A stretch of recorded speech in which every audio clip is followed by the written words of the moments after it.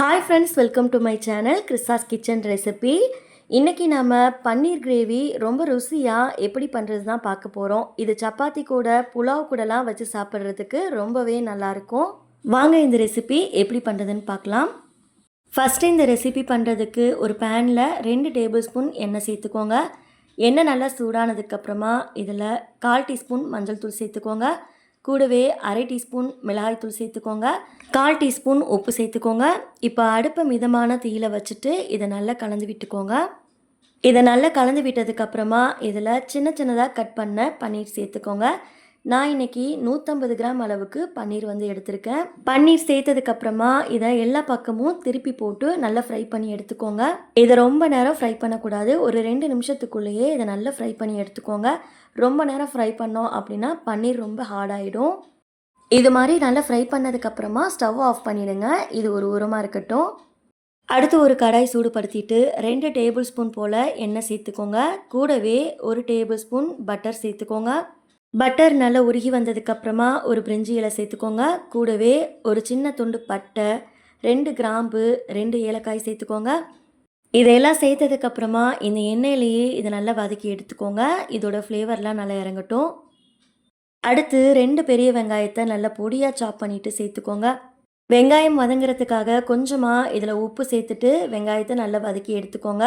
நல்லா கண்ணாடி பதம் வர அளவுக்கு வெங்காயத்தை வதக்கிக்கோங்க.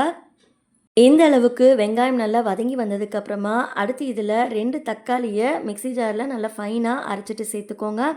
தக்காளியை அரைச்சிட்டு சேர்க்கும் போது கிரேவி நல்லா திக்காக கிடைக்கும். இது கூடவே 1 டேபிள் ஸ்பூன் இஞ்சி பூண்டு விழுது சேர்த்துக்கோங்க. இப்போது இதையெல்லாம் சேர்த்ததுக்கப்புறமா நல்லா கலந்து விட்டுக்கோங்க. இதோட ராஸ்மெல்லாம் நல்லா போனதுக்கப்புறமா நம்ம இதில் மசாலா சேர்த்துக்கலாம். ராஸ்மல்லாம் போனதுக்கப்புறமா 1/4 டீஸ்பூன் போல் மஞ்சள் தூள் சேர்த்துக்கோங்க. 2 டீஸ்பூன் காஷ்மீரி மிளகாய் தூள் சேர்த்துக்கோங்க. இது காரம் கம்மியாக இருக்கும், கலரும் கொடுக்கும்.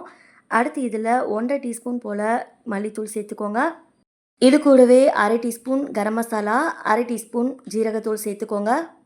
உங்ககிட்ட காஷ்மீர் மிளகாய்த்தூள் இல்லை அப்படின்னா நார்மல் மிளகாய்த்தூள் 1 டீஸ்பூன் போல் சேர்த்துக்கோங்க. மசாலா சேர்த்ததுக்கப்புறமா அடுப்பை மிதமான தீயில வச்சுட்டு இதை நல்லா கலந்து விட்டுக்கோங்க. இதை கலந்து விட்டதுக்கப்புறமா இதில் கொஞ்சமாக தண்ணி சேர்த்துக்கோங்க. தண்ணி சேர்த்துட்டு இதை நல்லா கலந்து விட்டுக்கோங்க.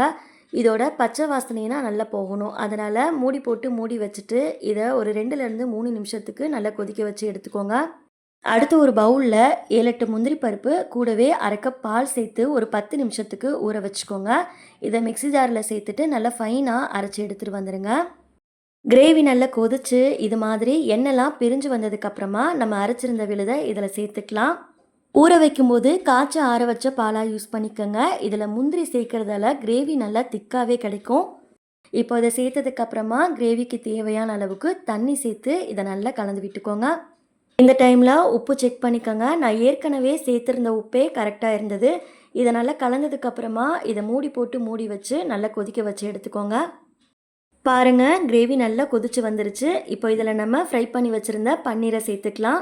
பன்னீரை சேர்த்ததுக்கப்புறமா இது கூடவே 1 டீஸ்பூன் போல் கஸ்தூரி மெத்தி சேர்த்துக்கோங்க. இப்போது இதை நல்லா கலந்து விட்டதுக்கப்புறமா இதை மூடி வச்சுட்டு 2லேருந்து 3 நிமிஷத்துக்கு கொதிக்க வச்சு எடுத்துக்கோங்க. பன்னீர் சேர்த்ததுக்கப்புறமா ரொம்ப நேரம் கொதிக்க வைக்கக்கூடாது. 2லேருந்து 3 நிமிஷமே கரெக்டாக இருக்கும். இப்போ பாருங்கள், நம்ம சேர்த்துருந்த எண்ணெயெல்லாம் நல்லா பிரிஞ்சு வந்துருச்சு. கடைசியாக இதில் கொஞ்சமாக மல்லி இலை சேர்த்துக்கோங்க. அவ்வளோதான், பன்னீர் கிரேவி சூப்பராக தயாராகிடுச்சு. இதை நீங்கள் சப்பாத்திக்கு சைடிஷாக வச்சு சாப்பிடலாம், புலாவுக்கு கூட நீங்கள் செஞ்சு சாப்பிடலாம். ரொம்பவே நல்லாயிருக்கும். வீட்டில் ஒரு டைம் ட்ரை பண்ணி பார்த்துட்டு உங்களுக்கு எப்படி வந்ததுன்னு மறக்காமல் உங்களோட ஃபீட்பேக்கை ஷேர் பண்ணிக்கோங்க. நெக்ஸ்ட் ஒரு ரெசிபி வீடியோவில் பார்க்கலாம். தேங்க்ஸ் ஃபார் வாட்சிங். பபாய்.